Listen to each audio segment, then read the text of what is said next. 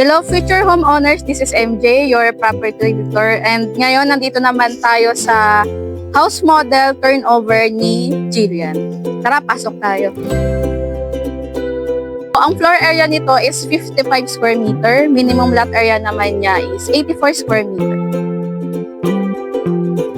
So, ito yung buong first floor ni Jillian. So, pwede kayong maglagay dito ng sofa nyo. And then, this side, merong maliit na storage. So, depende na sa inyo kung paano nyo siya aayusin.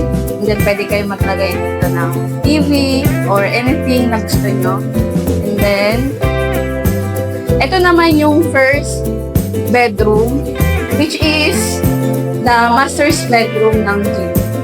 So, ito naman yung kitchen area ni Jillian, which is meron na siyang sink and then meron na rin siyang mga cabinet. And then, katabi lang niya is yung toilet and bath. So, ito naman yung second floor, which is pag-akyat mo, nandito na yung second bedroom. Pwede siyang gawing kwarto ng mga anak nyo or pwede din siya maging office, guest room. So, ayan, malaki naman siya. Kaya wala kayong problema sa space. And then, ito yung third bedroom. Tara, pasok tayo. So, ito siya. And then, meron ditong space na pwede siyang gawing lagyan ng cabinet or ng table. So, if you're interested na makita personally yung Jillian, you can call me or message me sa number. Nandito lang sa baba. See you. Thank you.